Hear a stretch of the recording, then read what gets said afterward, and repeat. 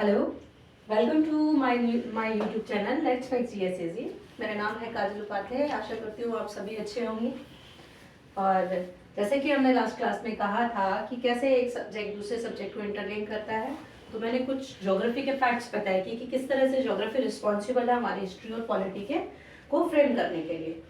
तो हम स्टार्टिंग करेंगे पॉलिटी की, और इवन कुछ जो टर्मिनोलॉजीज मॉडर्न हिस्ट्री में और मॉडर्न वर्ल्ड में आपको देखने को मिलेंगी। Even now you can see in our politics, ये उन टर्मिनोलॉजीज को मैं आज डिफाइन करने के लिए जा रही हूँ, क्योंकि ये जो टर्मिनोलॉजीज हैं आप बार बार इनको पॉलिटी में, हिस्ट्री में और वर्ल्ड हिस्ट्री में आप इनको पढ़ेंगे तो आपको क्या होगा, इन आपके सामने इनको डिफाइन करना बहुत ज़रूरी है, ताकि जब भी आप इन शब्दों को पढ़ें, इन वर्ड्स को पढ़ें, इन टर्मिनोलॉजीज को पढ़ें, तो आपके माइंड में इनकी डेफिनेशन हो। तो इनको जानना बहुत ज़रूरी है। तो स्टार्ट करते हैं, बात करते हैं, शुरुआत करते हैं मोनार्किज्म। इसके बारे में बहुत सारे बच्चों को अधिकतर पता होगा, ठीक है। मोनार्किज्म यानी कि एक हेरिडिटरी रूल, यानी कि जिसमें राजा का बेटा या रानी की बेटी या रानी का बेटा ही क्या बनते हैं, शासक बनते हैं, ठीक है। तो first person of the any country, तो वो क्या हो गया, क्या होता है, मोनार्क होता है। तो ये हो गया आपका राजतंत्र।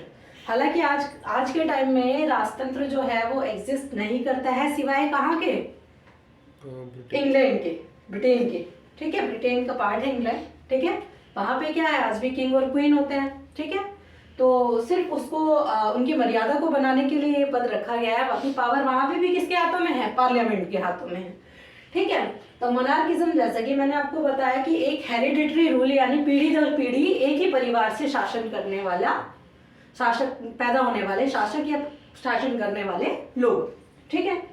पहले क्या होता था, बिफोर 14 या 15th century, before 15th century क्या होता था, यूरोप की अगर हम बात करें तो जैसा कि मैंने बताया, इंडिया में तो बल्कि जब तक ब्रिटिश गवर्नमेंट आई थी उसके बाद तक भी मोनार्किज्म था। जब देश आजाद हुआ तब भी 565 क्या थी, प्रोविंसेस थी, ठीक है। तो 15th सेंचुरी की अगर वर्ल्ड की बात की जाए तो मोनार्किज्म था वर्ल्ड में, और स्पेशली हम यहाँ पे बात करेंगे यूरोप की, क्योंकि यूरोप को समझना बहुत जरूरी है। 90% देशों की जो पॉलिटिकल कंडीशन है, जो हिस्ट्री है, वो किसने फ्रेम किया है, यूरोप या यूरोपियन कंट्रीज ने। इवन अमेरिका जैसी बड़ी कंट्रीज और कनाडा जैसी कंट्रीज की भी, ठीक है। तो अभी बात करते हैं, मोनार्किज्म था। मोनार्किज्म यानी कि फर्स्ट पर्सन कौन हो गया, मोनार्क हो गया। चलिए, मोनार्क फर्स्ट पर्सन हो गया। मोनार्क क्या करते थे, उनके जो मतलब जो प्रमुख जो नेता होते थे, उनके जो प्रमुख लीडर्स होते थे, या बोल देंगे जो उनके मेन एम्प्लॉयज होते थे, या उनकी जो कैबिनेट होती थी एक तरह से, वो कौन चलाते थे, फ्यूडलिस्ट, सामंत चलाते थे। अब ये सामंत है क्या, यहीं से हम जानना शुरू करते। तो यूरोप में क्या होता था, ये जो सामंत होते थे ये राजाओं के प्रमुख अधिकारी होते थे, प्रमुख ऑफिसर्स होते थे, मेन ऑफिसर्स होते थे। ये क्या होते थे, सैलरीड नहीं होते थे। सैलरीड इसका मतलब इन टर्म ऑफ मनी, इनको सैलरी ना मिलके क्या मिलता था, पीस ऑफ लैंड मिलता था। और वो जो पीस ऑफ लैंड मिलता था वो इनकी एनुअल इनकम होती थी, ना कि मंथली। तो वो एनुअल इनकम इनको कैसे मिलती थी, अब पीस ऑफ लैंड में क्या हो गया, सिर्फ एक प्लेन एरिया नहीं आता था, एक गांव हो गया, ठीक है, एक कस्बा हो गया, एक ब्लॉक हो गया, इस तरह से इनको पर्टिकुलर वो क्या दिया जाता था, एज अ सैलरी दिया जाता था। और जैसे कि गांव किससे बनता है, लोगों से, तो अब ये अपने आप को वहां का क्या समझने लगे, ना केवल उस जमीन का बल्कि वहां के लोगों का भी मालिक समझने लगे। ये जो रेवेन्यू वहां से इकट्ठा करते थे, राजा बस इनको एक किंग इनको एक टारगेट दे देता था कि मेरे को भाई इतना पैसा इकट्ठा करके ला के दो। अब ये उसका 10 गुना लोगों से वसूले, किसानों से वसूले, मजदूरों से वसूले 20 गुना, इस बात से मोनार्क को कोई लेना देना नहीं होता था। तो इनकी जो पॉलिसी थी वो बहुत ही करप्ट थी। ये इतना खींचते थे अपने भोग विलास को पूरा करने के लिए गरीब लोगों को, कि वो क्या होते चले गए, और ज्यादा दबते चले गए। उसी टाइम में ना कैथोलिक्स का भी पीरियड होता था यूरोप में। तो जैसे आज या पहले हमारे यहाँ ब्राह्मणों से लोग डरते थे ना कि भविष्यवाणी कर दी, ये हो जाएगा वो हो जाएगा, तो कैथोलिक्स जो होते थे वो भी टैक्स लेते थे यूरोपियन कंट्रीज में, ठीक है। यानी कि ईसाई मिशनरीज जो होते हैं, जो कैथोलिक्स होते हैं, है ना, ये क्या करते थे, चर्च वगैरह जिस तरह से ये भी टैक्स लेते थे, तो ये भी किसी तरह से फ्यूडलिस्ट से कम नहीं होते थे, इनके चलती थी। तो ऐसे में क्रश कौन होता था, किसान या मजदूर, लेबर और फार्मर्स। इनका बुरा हाल है, आज भी इनका बुरा हाल है, आप देख सकते हैं, ठीक है। तो फ्यूडलिस्ट उनको क्रश करते चले जाते थे, राजा को कोई मतलब नहीं होता था नीचे क्या हो रहा है क्या नहीं। इस तरह से इन्होंने क्या किया, अपना लैंड एरिया ये क्या करते चले गए, एक्सपेंड करते चले गए। इनको पीस ऑफ लैंड मिलते चले गए कि इनको रेवेन्यू से मतलब होता था, कोई मतलब नहीं होता था, अपनी अय्याशी करनी है। आप आगे देखेंगे जब मैं मॉडर्न वर्ल्ड आपको पढ़ाऊंगी, 17 से 20वीं शताब्दी वाला जो भी एरिया है मैं आपको पढ़ाऊंगी, तो उसमें आप जर्मन रेवोल्यूशन देखोगे, इटली देखोगे, इवन आप 90s में 20s में आप इसको देख लोगे ना, चाइनीज रेवोल्यूशन में, यहाँ पे भी किंग क्वीन, फ्रांस, रशिया, सब में ये रिस्पॉन्सिबल है, सिर्फ खाना है इनको बस, ठीक है। उनके मिनिस्टर्स क्या कर रहे हैं, उनके ऑफिसर्स क्या कर रहे हैं, उनको कोई लेना देना नहीं होता था। इस तरह से गरीब जो लोग हैं वो क्रश होते चले गए। अब किसी भी इंसान को आप कितना सप्रेस करोगे, कितना थ्रेट करोगे, एक टाइम आता है कि अंदर से कौन सी फीलिंग निकलती है, रिवोल्ट की। और जो रिवोल्ट करते हैं वो क्या होते हैं, रिवोल्यूशनरीज, ठीक है। तो इनमें भी कुछ रिवोल्यूशनरीज थे, किसके अंदर, जो लेबर और वो थे, क्रश हो रहे थे फार्मर्स। और कहीं ना कहीं कोई सामंत भी अच्छा होता था, जो उनको क्या करता था, भाई 100 में एक अच्छा राजा मिल ही जाता है, या अच्छा मिनिस्टर उनको सपोर्ट करता था, जिनकी फिलॉसफी काम करती थी, ठीक है। तो फादर ऑफ इकोनॉमी सुना होगा आपने, एडम स्मिथ, वो भी उसी तरह के लोगों में से थे कि अगर इकोनॉमिक कंडीशन को अच्छा करना है तो किसको उठाना पड़ेगा, गरीबों को उठाना पड़ेगा, इंडस्ट्रीज लगानी पड़ेगी, इक्वलिटी मेंटेन करनी पड़ेगी, ठीक है। तो इस तरह से क्या हुआ, जो फ्यूडलिस्ट थे इन्होंने क्रश किया। अब क्या हुआ, रेवोल्यूशन हुई तो लोग अपने अधिकारों के लिए लड़ने लगे। जब लोगों में पुनः जागृति आई और जो कैथोलिक्स होते थे उनके अंधविश्वास को उन्होंने क्या कर दिया, सिरे से नकार दिया। उसी पीरियड को क्या कहा गया, रिनेसांस जो है ये एक RENAISSANCE, ठीक है। रिनेसेंस का आगे यानी रिनेसा शब्द से इसकी क्या हुई है, उत्पत्ति हुई है। इसका मतलब होता है पुनर्जागरण, यानी कि दोबारा से जागना, कि अब we have awake for our rights, okay. तो अपने अधिकारों के लिए जब ये दोबारा से जागे तो इसको क्या कहा गया, पुनर्जागरण, ठीक है। अब जैसे ही वो जागे, कुछ लिबरल जो नेता थे या लीडर्स थे वो मौजूद थे उसी एनवायरनमेंट में।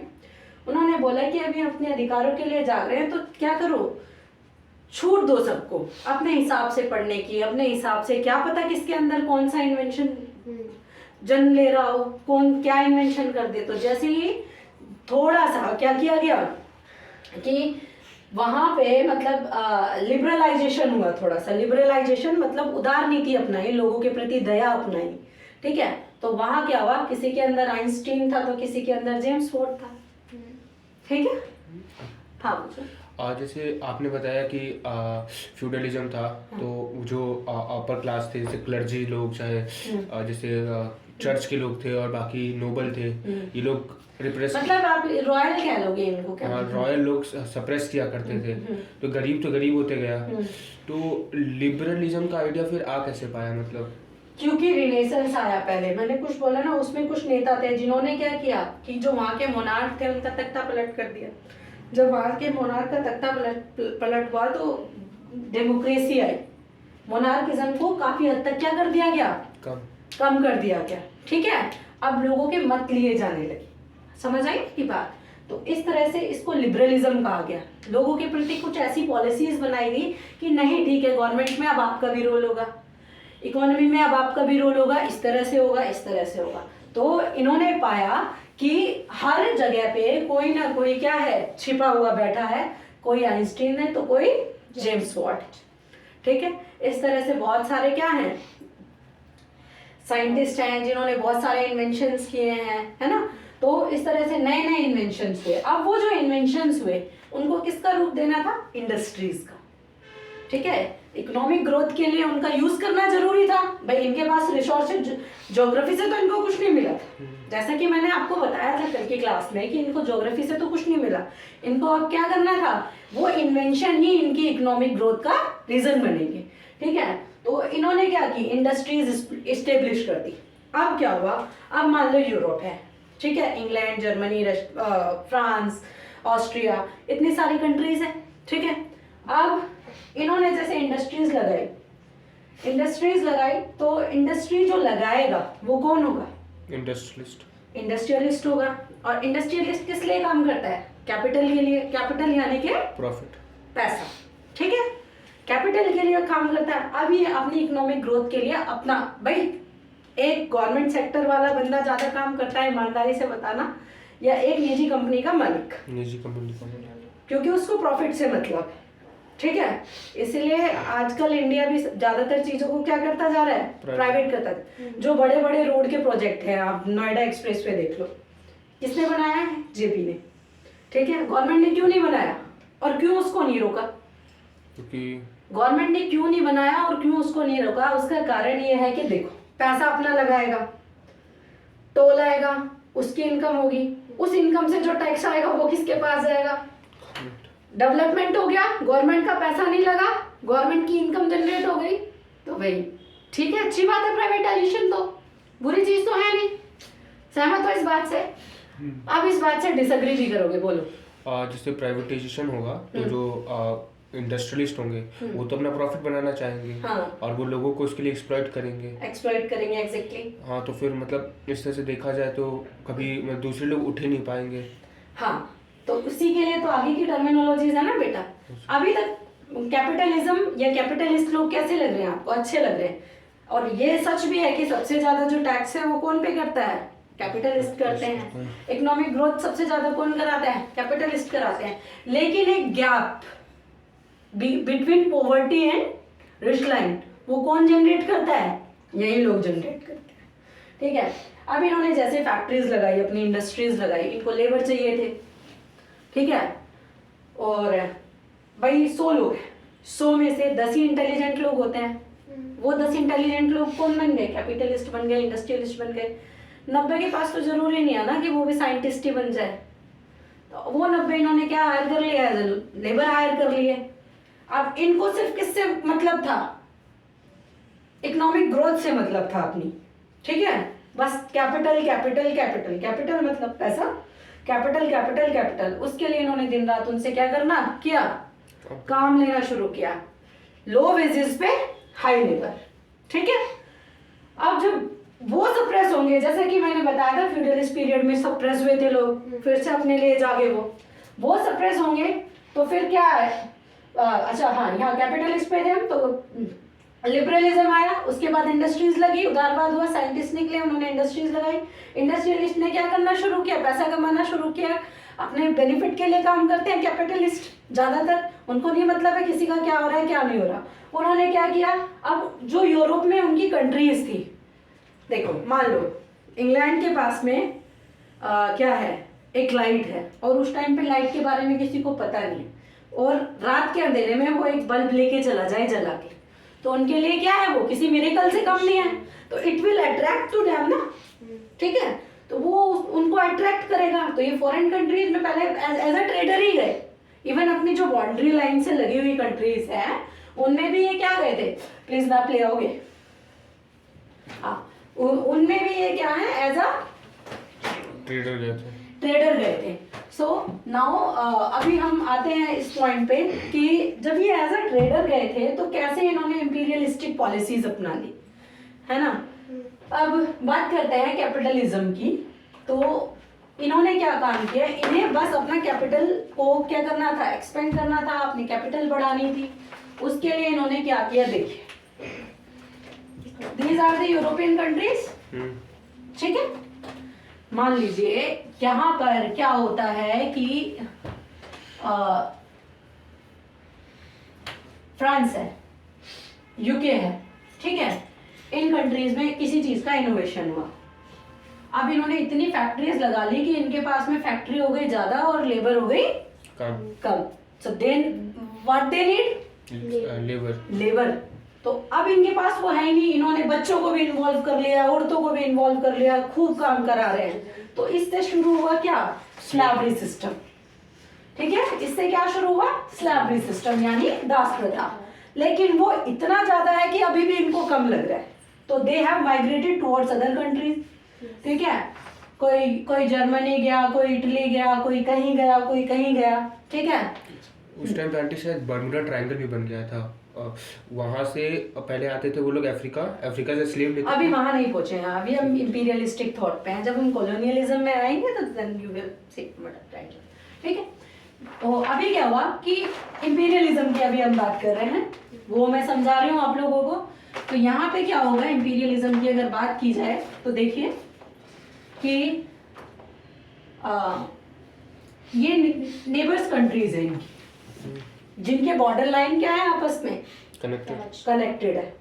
यहाँ तक पॉइंट समझ आया। अब बॉर्डर लाइन कनेक्टेड है विच मीन्स क्या, बहुत ध्यान से देखिएगा, बॉर्डर लाइन कनेक्टेड है तो इसका मतलब क्या हुआ कि ये ना केवल अपनी प्रोडक्शन को बढ़ा रहे हैं, बल्कि ये अपनी बाउंड्री लाइन को भी क्या कर रहे हैं, एक्सपेंड कर रहे हैं। ठीक है, ये क्या कर रहे हैं, अपनी बाउंड्री लाइन को भी एक्सपेंड कर रहे हैं। धीरे धीरे ना इन्होंने अपनी सीमाओं का क्या कर दिया, विस्तार शुरू कर दिया। बात समझ आ रही है, होप यहाँ तक आप लोगों को क्लियर होगा। अब बात करते हैं कॉलोनियलिज्म की। जैसा कि सत्यम ने बोला कि एक बर्मुडा ट्रायंगल बन गया था। ठीक है, उसके बारे में बात कर लेते हैं हम। इतने से भी पेट नहीं भरा। ग्रीड क्या है, कभी खत्म नहीं होती। ग्रीड क्या है, कभी खत्म नहीं होती। तो आपने सुना होगा कोलंबस, वास्को डी गामा। 1498 में सॉरी 1498 में कौन आया था इंडिया, वास्को डी गामा। ठीक है, और उससे पहले किसने इंडिया की खोज स्टार्ट की थी, कोलंबस ने। लेकिन वो कहाँ पहुंच गया था, अमेरिका। उसी टाइम पे क्या पता चला था, ज्योग्राफी में खोज हुई थी कि अर्थ स्फेरिकल है। ठीक है, अर्थ क्या है, स्फेरिकल है। अर्थ का क्या शेप है, जियोइड शेप है। अर्थ ना तो गोल है, ना ही क्या बोलते हैं, अर्थ ना तो गोल है, ना फ्लाइट बोर्ड पे लगा दीजिए जिसका भी फोटो, ओवल है। ठीक है, और ना ही क्या है, ओवल है। उसकी अपनी एक शेप है जिसका नाम जियोइड है। इसी वजह से हम अर्थ जियोग्राफी को, जियोइड से ही वर्ड ज्योग्राफी की क्या हुई है, ओरिजिन हुआ है। ठीक है, इसीलिए ज्योग्राफी को ज्योग्राफी बोला जाता है, geoid, because of the earth shape जो है ना वो जियोइड है, उसके नाम से ये ज्योग्राफी का नाम ज्योग्राफी है। चलिए, अब यहाँ से ये क्या है, अपनी बॉर्डर लाइन तो एक्सपेंड नहीं कर सकते। अगर मान लो इंडिया में आते हैं तो नहीं बढ़ा सकते बॉर्डर लाइन, लैंड एरिया बढ़ा सकते हैं। तो ऐसे एरिया जहां ये दूर उठकर गए और एज ए ट्रेडर ये गए। कॉलोनियलिज्म को समझने के लिए इसकी हिंदी टर्म को समझिए थोड़ा सा, उपनिवेशवाद। निवेश यानी इन्वेस्टमेंट। एज ए इन्वेस्टर्स ये गए थे, कंपनी लगाने आए थे। ठीक है, 1608 में जब जहांगीर थे उस टाइम पे ये आए थे कंपनी लगाने के लिए। कहाँ पे, इंडिया में। ठीक है, वो बात अलग है, बाद में इन्होंने वो क्या बन गए, रूलर बन गए हमारे। ठीक है, तो इन्वेस्टमेंट का बहाना करके ये गए इंडिया जैसी कंट्री। अब इनकी बॉर्डर लाइन तो ये बढ़ा नहीं सकते, तो इन्होंने उन कंट्रीज को क्या बना दिया, अपनी कॉलोनी बना दिया कि ये जो एरिया है हमारी कॉलोनी है, and this is called colonialism. Right, तो इन दोनों में डिफरेंस नहीं कर पाते हैं बच्चे अक्सर। इन दोनों में यही डिफरेंस है, एक्सपेंशन ऑफ बॉर्डर लाइंस और मेक अ कॉलोनी। ठीक है, to the another country which is far away. ठीक है, तो ये हो गया colonialism. Okay, now you got it. चलिए, इतना आपको समझ आया। अब इस तरह से इन्होंने कॉलोनी, इंडस्ट्रियलाइजेशन से क्या आया, इंडस्ट्रियलाइजेशन से क्या आया बताइए, कैपिटलिज्म, कैपिटलिज्म से स्लैवरी सिस्टम, स्लैवरी सिस्टम से इंपीरियलिज्म। हम, और आपको पता होगा इस बारे में कि अफ्रीका जैसी कंट्रीज से, अफ्रीका, अमेरिका, इन इतनी बड़ी बड़ी कंट्रीज से कहाँ क्या भेजे जाते थे, यहाँ पे दास भेजे जाते थे, स्लैव भेजे जाते थे उस टाइम पे। सुना होगा इसके बारे में, अगर आपने हिस्ट्री अच्छे से पढ़ी होगी तो। पढ़ने वाले बच्चों को तो अच्छे से पता होगा, जिन्होंने नहीं भी पढ़ा उन्हें मैं बता रही हूँ। ठीक है, तो ये हो गया आपका क्या, सिस्टम कॉलोनिज्म और इंपीरियलिज्म हो गया। हाँ जी। अब अभी बात हम करते हैं मार्क्सिज्म की, ठीक है। आप देखिए, क्योंकि स्लैवरी सिस्टम, आपने कार्ल मार्क्स के बारे में सुना होगा, एक जर्मन फिलोसोफर थे, ठीक है। इनके बारे, हालांकि इनकी थ्योरी जर्मनी में काम नहीं आई, बाहर काम आई, बट थे जर्मन, ठीक है। रशिया में काम आई थी। कार्ल मार्क्स की अगर बात की जाए तो ये स्लैवरी सिस्टम के अगेंस्ट थे। ये किसका फेवर करते थे? लेबर और फार्मर्स का हमेशा से फेवर करते थे। इनका कहना था कि किसी को भी इतना निचोड़ो जितना निचोड़ा जाए, ऐसे वो भी इंसान है तुम्हारी तरह। और कैपिटलिस्ट को स्ट्रिक्टली क्या करते थे? क्रिटिसाइज करते थे। फर्स्ट वर्ल्ड वॉर के टाइम पे या जितने भी वॉर होते हैं, सेकेंड वर्ल्ड वॉर हुआ, बाद में वो मार्क्स तो उससे पहले ही थे हालांकि, तो इन्होंने कहा कि जो ये वॉर होते हैं ना, ये पॉलिसी है कैपिटलिस्टों की। क्या पॉलिसी है कैपिटलिस्ट की? कि हथियार बेचने हैं, हथियार बेचने हैं। तो अगर वॉर नहीं होगा तो हथियारों की इंडस्ट्रीज कैसे चलेंगी? इन्होंने ये तक क्वेश्चन मार्क लगा दिया था कैपिटलिस्ट पे, ठीक है। इन्होंने बोला जितना लेबर उतना वेज, वीकली हॉलीडे, बॉडी को रेस्ट चाहिए, बच्चों और औरतों को बच्चों से तो लेबर कराना ही नहीं है बल्कि, ठीक है, औरतों को अकॉर्डिंग टू द कैपेसिटी, ठीक है। और इन पर एक कमान कसी जाए कैपिटलिस्ट पे, क्योंकि ये क्या करते हैं? सिर्फ अपने बेनिफिट के लिए काम करते हैं। बहुत ज्यादा इन्होंने कड़े शब्दों में क्या किया है? कैपिटलिस्ट को क्रिटिसाइज किया है, और जो कि सही भी था उस टाइम के हिसाब से, क्योंकि कहीं ना कहीं जो ईस्ट इंडिया कंपनी भारत में आई, वो हमें क्रश करके गई, वो क्या थे? कैपिटलिस्ट थे, ठीक है। जितना ज्यादा हो सकता था हमसे उन्होंने क्या किया? बेनिफिट लिया, ठीक है। अब चलिए आगे बात करते हैं। मार्क्सिज्म समझ आया? मार्क्सिज्म यानी कि एक ऐसी थ्योरी जिसमें कार्ल मार्क्स ने क्रिटिसाइज किया है किसको? कैपिटलिस्ट को, कि ये एक ऐसी पॉलिसी है कैपिटलिस्ट जो कि लेबर, फार्मर्स और जो स्लैव है, मतलब स्लैवरी सिस्टम को जन्म देता है। और ये क्या करता है? एक इकोनॉमिक गैप जनरेट करता है बिटवीन द कैपिटलिस्ट और द लेबर क्लास। तो इस गैप को खत्म करने के लिए चीजों को क्या किया जाए? नेशनलाइज किया जाए, ठीक है। उसी टाइम से कॉन्सेप्ट आया नेशनलाइजेशन का। तो ये थ्योरी ओरिजिन तो यहाँ से हुई, हालांकि यहाँ पे इंप्लीमेंट नहीं होगी, यहाँ इंप्लीमेंट होगी, ठीक है। तो इन्होंने कॉन्सेप्ट किसका दिया? कैपिटलिज्म को नेशनलाइज किया जाए, ठीक है। तो नेशनलाइज किया जाए। अब इस पे इन्होंने क्या किया? कैपिटलिज्म को नेशनलाइज किया जाए। नेशनलाइजेशन का क्या मतलब है? कि सारी चीजों को गवर्नमेंट कर दो, निजी हाथों में कुछ भी नहीं होना चाहिए, ठीक है। सारी चीजों को क्या कर दो? गवर्नमेंट कर दो, निजी हाथों में कुछ भी नहीं होना चाहिए, ठीक है। समझ आया?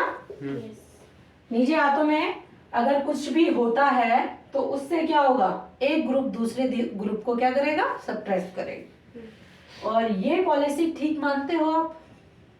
बढ़िया।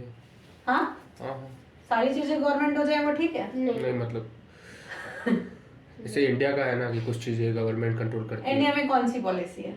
दोनों में से कोई नहीं, बीच में बीच में है ना, उस बीच वाली पे भी आएंगे हम, ठीक है। तो नेशनलाइजेशन, राइट। अब आते हैं कम्युनिज्म में। रशिया के बारे में सुना? व्लादिमीर पुतिन के बारे में? पुतिन तो अभी है। लेनिन के बारे में सुना होगा? Vladimir Lenin.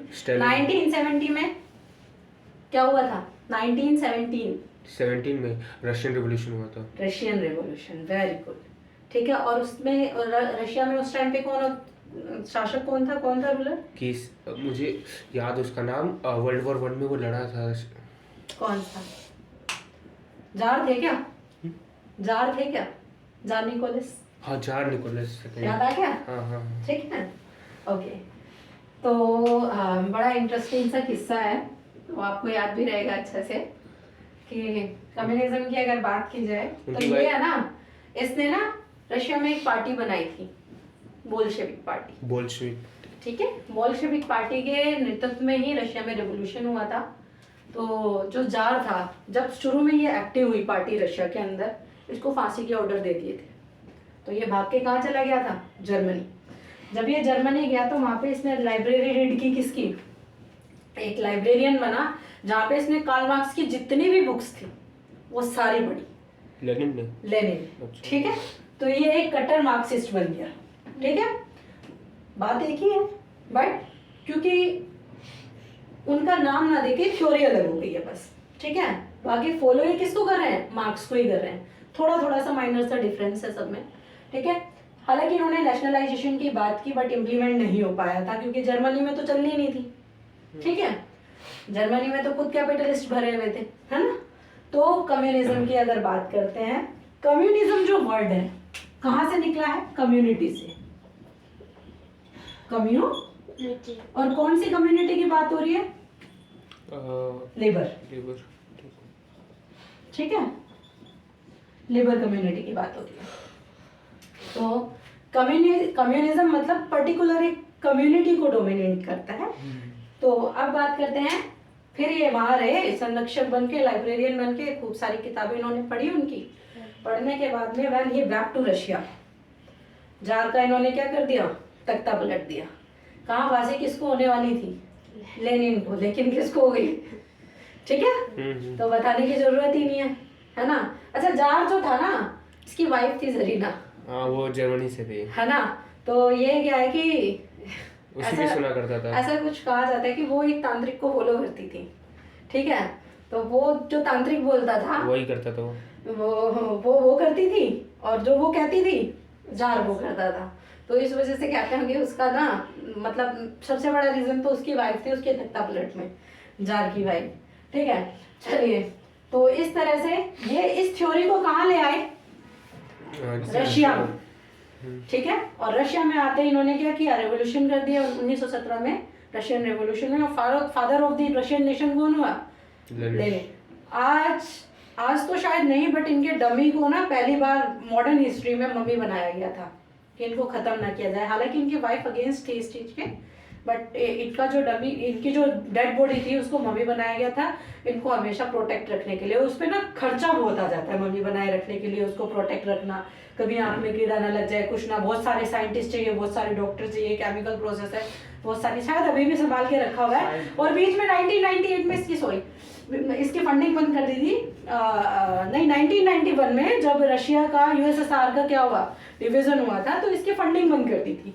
फंडिंग बंद कर दी। तो हालांकि पुतिन ने अभी जो ये है व्लादिमीर पुतिन है, इन्होंने दोबारा से इसकी फंडिंग स्टार्ट की। तो अभी शायद प्रोटेक्टेड है और इसका संग्रहालय आज भी है। अभी वहाँ से उठा दी ना, अभी जो पहले वो था बना हुआ था, ठीक है। जगह चेंज कर दी। जगह चेंज की है या नहीं की उसके बारे में इतना मुझे कोई आइडिया नहीं है। चलिए वो देखते हैं हम क्या किया क्या नहीं। बाकी इसको फादर ऑफ द नेशन माना जाता है, ठीक है। और चलते हैं आगे। तो इन्होंने क्या किया? तख्ता पलट किया और एक कम्युनिस्ट गवर्नमेंट बनी बोल्शेविक पार्टी के नेतृत्व में। कहाँ पे? हालांकि बोल्शेविक पार्टी दो पार्ट में डिवाइड हो चुकी थी, एक बोल्शेविक, एक मेनशेविक। मेनशेविक की जो पॉलिसीज थी वो थोड़ी सी लिबरल थी, ठीक है। उसमें वर्कर्स भी थे, ठीक है, उसमें नहीं, कैपिटलिस्ट को भी इन्वॉल्व किया था, और ये बिल्कुल अगेंस्ट थे। जब ये आए ना, इन्होंने सारी प्राइवेट कंपनीज खत्म कर दी थी, सब कुछ नेशनलाइज कर दिया था। अब सब कुछ नेशनलाइज होने की वजह से सारी पावर किसके हाथ में आ गई? ब्यूरोक्रेट्स के हाथ में।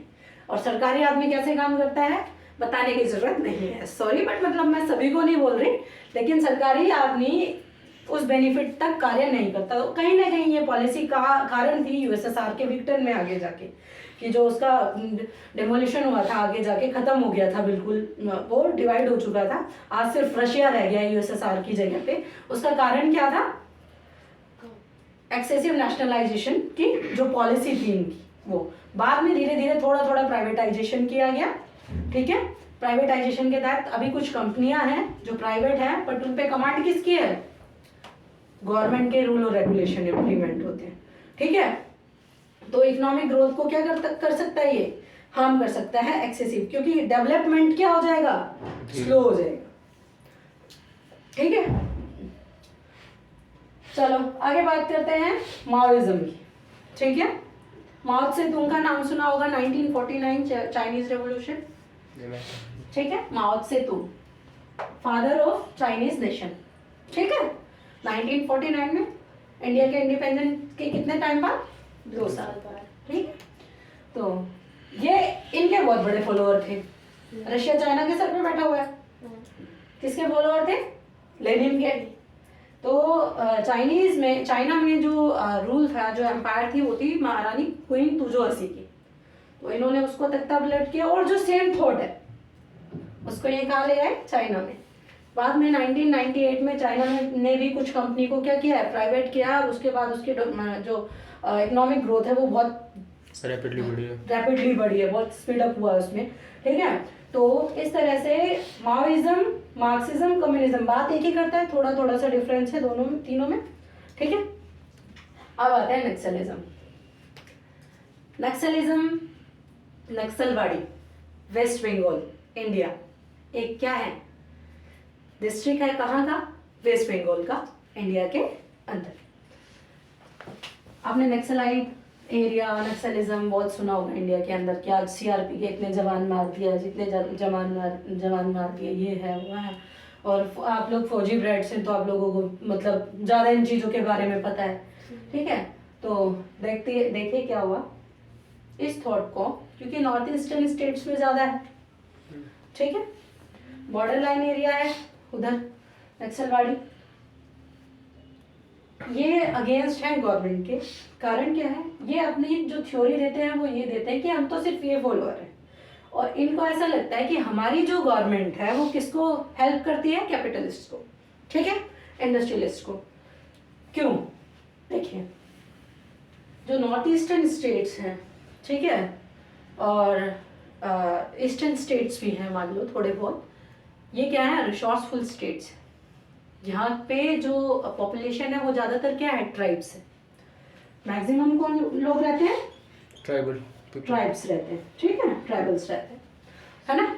तो मैक्सिमम ट्राइब कम्युनिटी है। ट्राइब कम्युनिटी को बिल्कुल पसंद नहीं कि उनके लैंड एरिया पे उनके रहन सहन का जो तरीका है उससे बाहरी लोग क्या करें? इंटरफेयर करें किसी भी तरह का। और क्योंकि ये रिसोर्सफुल है और हमारा कॉन्स्टिट्यूशन इसकी परमिशन देता है कि जहाँ पे रिसोर्सेज होंगे उसको गवर्नमेंट क्या कर सकती है? एक्वायर कर सकती है डेवलपमेंट के पर्पज से। तो ये कहते हैं कि गवर्नमेंट डेवलपमेंट नहीं कर रही है, गवर्नमेंट हमारे कल्चर का क्या कर रही है? नाश कर रही है, हमें बर्बाद कर रही है। और ये कैपिटलिस्ट की साजिश है जिन्होंने गवर्नमेंट को खरीदा हुआ है। सरकार किसकी है? कैपिटलिस्ट की है, हमारी सरकार नहीं है, ठीक है। इसलिए हमारे एरिया को क्या कर रही है? छीन। तो आप देखेंगे ना, जब भी फैक्ट्री लगाने की बात होती है, कुछ बात होती है, आउटर गाड़ी चली जाए, वहाँ सीआरपी वाले चले जाए या कुछ चले जाए, तो वो क्या करेंगे? तुरंत मार देंगे, ठीक है। तो नक्सलाइट एरिया आज भी, नक्सलिज्म अब भी एक्टिवेट है इंडिया के अंदर। तो नक्सलिज्म कम्युनिस्ट थॉट ही है बेसिकली। नक्सलिज्म को खत्म कैसे किया जा सकता है? खत्म कैसे किया जा सकता है? अच्छा क्वेश्चन है। देखो, बिना थिंकिंग डेवलपमेंट के उनको खत्म करना तो पॉसिबल नहीं है। क्यों? और उसके लिए क्या चाहिएगा? फिर से वहाँ पे इंटरफेयर करना पड़ेगा उनको समझाने के लिए। उनको गवर्नमेंट बहुत कोशिश करती है कि ये आपका विकास है, आपके पास रोड बनेगी, आपके पास ट्रांसपोर्टेशन होगा, लेकिन वो क्या बोलते हैं, जो उनका भी तर्क सही है, वो ये बोलते हैं कि पोल्यूशन होगा, ठीक है, जो हमारी इकोलॉजी है वो क्या होगी? डिस्ट्रॉय भी होगी, नॉट ओनली डिस्टर्ब, ठीक है। जो नेचुरल हैबिटेट है उस पर क्या पड़ेगा? नेगेटिव इम्पैक्ट पड़ेगा। तो हम अलाउ नहीं कर। अब ये उसका अपोजिट समझाने की कोशिश की है, हालांकि गवर्नमेंट ने इनको बहुत हद तक कन्वे किया है, जैसे कि इनको रिलैक्सेशन दे रखा है, ट्राइब्स है ना, ज़्यादातर हर चीज़ में छूट है। और उसका सही रीज़न भी है भाई, जो रिसोर्सेज आपके पास 5 मिनट में पहुंचते हैं ना, वहाँ उतना डेवलपमेंट नहीं है, उनके पास पहुंचने में शायद 10 दिन लग जाए, है ना। आपका बच्चा 2.5 साल की एज में स्कूल जा सकता है क्योंकि डेवलपमेंट है, लाइट है, रिसोर्सेज है। वहाँ कभी बाढ़ आ रही है, कभी कुछ हो रहा है, कभी पहाड़ी एरिया से लैंडस्लाइडिंग हो रही है, कभी कुछ हो रहा है, कभी कुछ, जंगल है, छोटे बच्चे को नहीं भेज सकते, रोड ट्रांसपोर्टेशन वगैरह स्ट्रॉन्ग नहीं है, तो वो बच्चा 7 साल में जाएगा स्कूल। तो एज रिलैक्सेशन भी चाहिए ना उसको। और मार्क्स में रिलैक्सेशन क्यों चाहिए? आपके पास 24 घंटे लाइट है, उनके पास 6 घंटे भी नहीं है, तो ज़्यादा कौन पड़ेगा? 24 घंटे वाला ना, तो मार्क्स में भी रिलैक्सेशन चाहिए। हालांकि जो एसटी वाला है उसकी उतनी नीड नहीं है, पहले थी, उस टाइम पे जरूरत थी, अभी तो उतनी नीड नहीं है, पर देखते हैं, अभी भी हो सकता है कि कुछ एरिया में इसका प्रभाव हो। तो मैं इस पर कुछ कमेंट नहीं करना चाहती, ना कोई कुछ कहना चाहती क्या सिचुएशन है, क्योंकि हम अर्बन एरिया से आते हैं, हमें नहीं पता है कि ग्राउंड एरिया की क्या कंडीशन है, ठीक है। बट उस टाइम एससी कोटे की भी जरूरत थी, क्योंकि उनका भी ये हाल था, एक गैप मेंटेन हुआ था। तो उस गैप को खत्म करने के लिए गवर्नमेंट ने क्या किया है, रिलैक्सेशन दे दिए हैं, और बहुत सारी फंडिंग भी होती है, बहुत कुछ होता है। लेकिन उनको क्या है कि हमें नहीं रहना शहरी तरीके से, हम तो जैसा हमारा लाइवलीहुड है उसी में हम क्या है, खुश है। आप हमारे एरिया में बस घुसो मत, ठीक है। बहुत हद तक फिर भी पहले से ज्यादा मॉडिफिकेशन हुए हैं उनकी सोच में भी। और एक जो लास्ट है थ्योरी, जो क्वेश्चन मेरे से पूछा था सत्यम ने पहले क्लास में, what is the difference between communism and socialism, right. Government बोलती है कि हम इसी कॉन्सेप्ट को फॉलो करते हैं, बोलती नहीं है, ऐसा है, ठीक है, विच इज समाजवाद। देखिए सोशलिज्म क्या होता है, अभी मैंने बोला था कैपिटलिस्ट क्या करते हैं, यहाँ रहते हैं, लेबर यहाँ रहती है। फिर लेनिन ने नेशनलाइजेशन करा दिया, सब कुछ गवर्नमेंट। ठीक है, इनको भी नीचे खींच लाए। तो पहले जो इनकी वजह से थोड़ा बहुत डेवलपमेंट हो रहा था वो भी कहाँ गया, नीचे आ गया। सिर्फ अब जो मैं मोमेंट समझाने जा रही हूँ, तीनों थ्योरी उससे आराम से समझ आ जाएगी। अगर बीच में क्लास डिस्टर्ब भी हो गई है तो अब ध्यान से सुन लो। कैपिटलिस्ट यहाँ होते हैं, कैपिटलिज्म में लेबर यहाँ होती है, मार्क्सिज्म में नीचे आ जाएगा, दोनों ही क्या है, नीचे आ जाएंगे, ठीक है, नीचे आ गए। अब आप इनको नीचे ला रहे हो तो ये भी इकोनॉमी के लिए अच्छा नहीं है, और एक यहाँ है, एक यहाँ है, ये भी इकोनॉमी के लिए क्या है, अच्छा नहीं है। तो why don't you up them, कि इनको नीचे ना लाकर आप इनको ऊपर लेके जाओ। अब इस गैप को खत्म करने के लिए, अब देखो यहाँ तो ये कभी नहीं पहुंच सकते, बहुत टाइम लगेगा, बट यहाँ तो आ सकते हैं, तो उससे कुछ तो ग्रोथ होगी, है ना। कोशिश है ऊपर लेके जाने की गवर्नमेंट की या इस थ्योरी की, इनको ऊपर लेके आओ। अब इनको ऊपर लाने के लिए क्या किया जा सकता है, आप लोग बताइए।